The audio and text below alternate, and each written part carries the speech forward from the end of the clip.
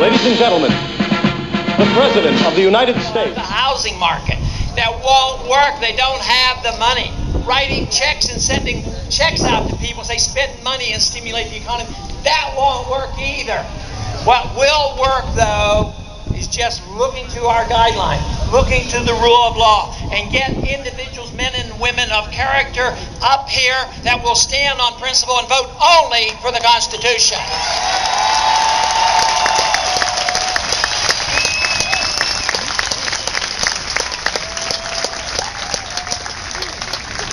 One of the disturbing things that occurred during the campaign, and this did happen, on occasion in the debates. There was one particular debate out in Iowa held by the taxpayers and also a Christian group. And I have rather strong identification with both, but I was excluded. And yet we did have a rally next door that was bigger than their rally, so we did all right. But I have come to the conclusion that there were some evangelicals that would not endorse the foreign policy of non-intervention.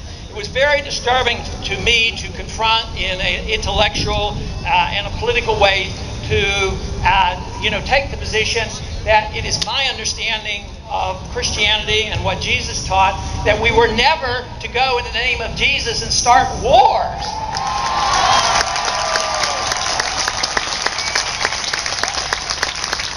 Because there was a rather strong element, in spite of the fact in my own district that people get to know me, I reach out because of the right to life position, the homeschooling position, and because homeschoolers know about the Constitution, I do quite well. But nationally speaking, this became a bit of a problem. So I was very, very grateful when Chuck Baldwin went to work, because he had the credentials where he could go out and talk to evangelicals and explain the constitutional pro-American, pro-liberty position that we don't have to endorse preemptive war.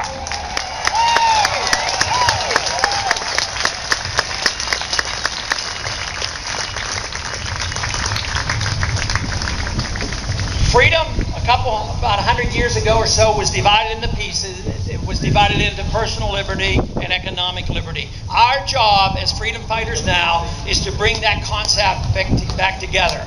Freedom isn't anything more than individual. We get our individual freedom and our right to life from our Creator, so it's the protection of liberty that we must have.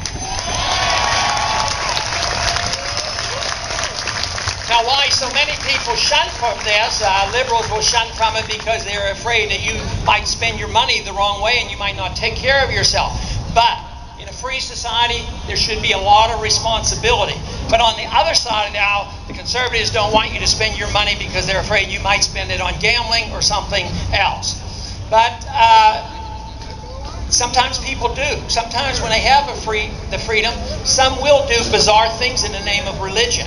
You might not like it. But so there's an element of tolerance that we might have. Some people may spend their money in a wasteful manner. But the one thing that we should not resort to, and what we have resorted to for the last 35 years, is go off on a wild tangent that we are going to tell the people what they can put in their mouths and what they can smoke and what they can drink, and it's none of the government's business.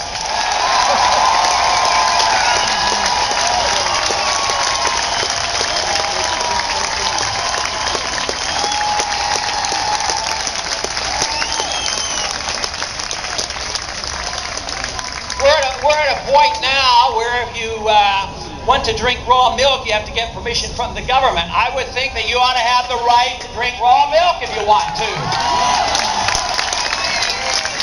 And we are also at the point now when the states are fighting the unconstitutional regulation of the use of drugs in places in California and others, where they literally are saying in a very, very reserved manner, say there's somebody who is sick, you can use medicinal marijuana. So what does our federal government comes in? Overrules the state, which they should never do, take away and put people who are that are sick, dying with cancer, and putting them in prison for smoking marijuana, even though the law permits them. We don't need any of that.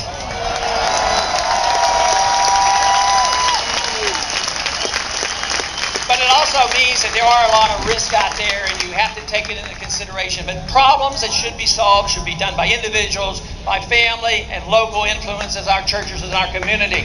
Once you get the nanny state, somebody up here regulating and dictating the whole economy and our personal lives, we get into the mess we have now. The wonderful thing that's happening now is there is an opportunity now like never before. The problems are out there. The bankruptcy is coming. The dollar is going down. Inflation is coming back. The foreign policy is a failure. And they still haven't figured it out that we don't and should not threaten or even approach the idea of bombing Iran. That's insane.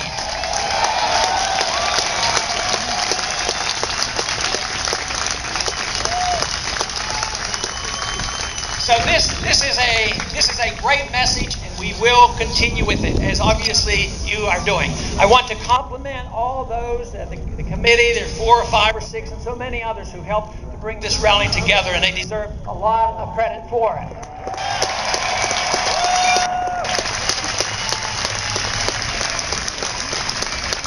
And I do want to mention a little bit of how we will continue our fight for liberty. And I just want to ask, have any of you heard about the new organization, Campaign for Liberty?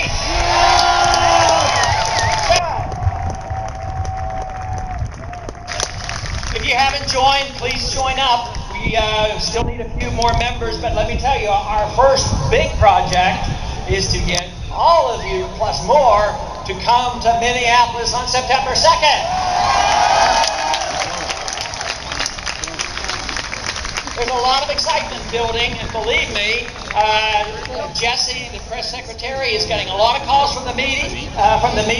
They're paying attention. Besides, we're not going to be confrontational. We're not going to try to close down the Republican convention. But I tell you what, their convention is going to be so boring, they're going to be coming over to cover ours.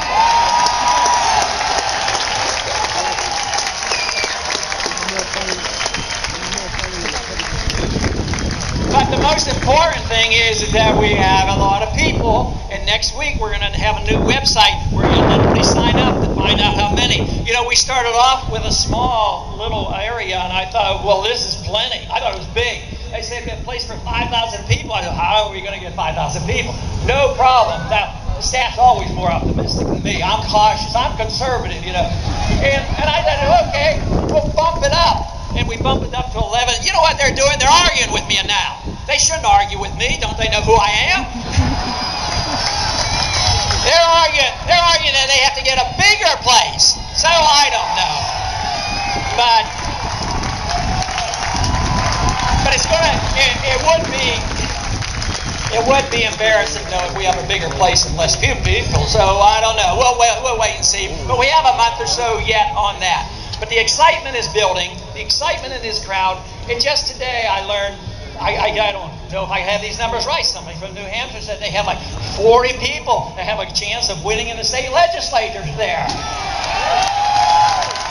And somebody else told me that they had 20 running out in Montana. And who knows, we might not count as so many more, and you probably know about it. And we want to continue to help and spread this message. So believe me, I have come to the conclusion that there is a revolution going on.